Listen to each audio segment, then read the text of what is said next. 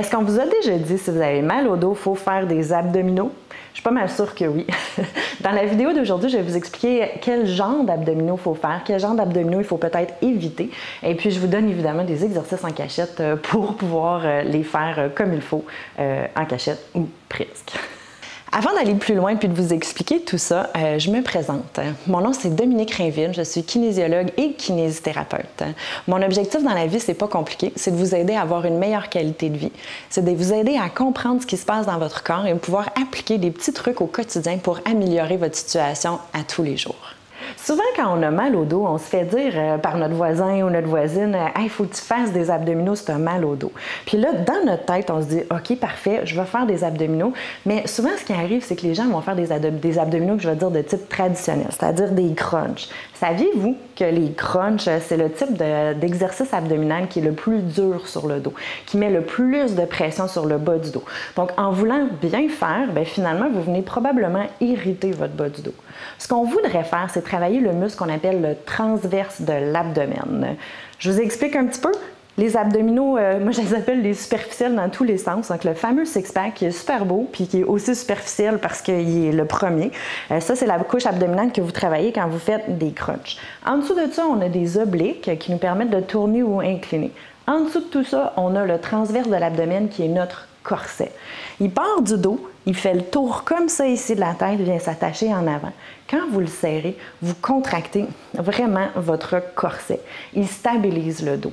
En le contractant, saviez-vous que vous pouvez enlever jusqu'à 40-45% de pression dans votre bas du dos? Quand vous soulevez une charge, quand vous raclez, vous pelletez, etc., si votre transverse de l'abdomen est réactif et fort, vous pouvez éviter un gros paquet de blessures.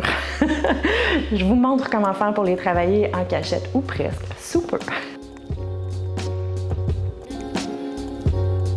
Les exercices à faire en cachette ou presque. Le premier, le subtil, vous pouvez juste vous placer debout, pensez à pousser les pieds dans le sol, tirer le dessus de la tête vers le ciel. On veut rentrer le nombril, le faire remonter. Puis là, n'hésitez pas à vous taponner, juste voir si les muscles sont contractés. On tient ça quelques secondes et on relâche tout simplement.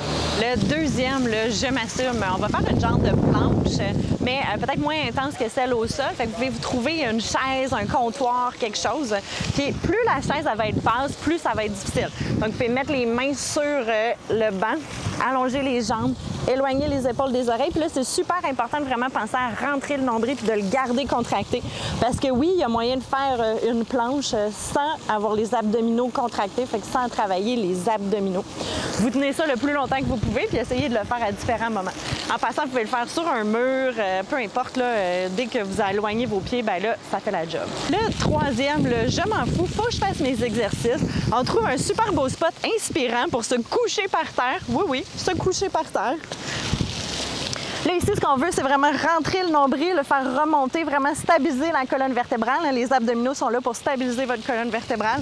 Ensuite, vous levez les bras et les jambes, puis vous allez envoyer un bras et une jambe en direction opposée sans que le dos bouge. Fait que vous pouvez le faire en alternance. Vous pouvez garder les genoux pliés et ou allonger la jambe tout simplement, puis vous revenez. Puis il ne faut pas que votre dos bascule, hein? On ne veut pas voir de ça, on veut vraiment que le dos reste stable.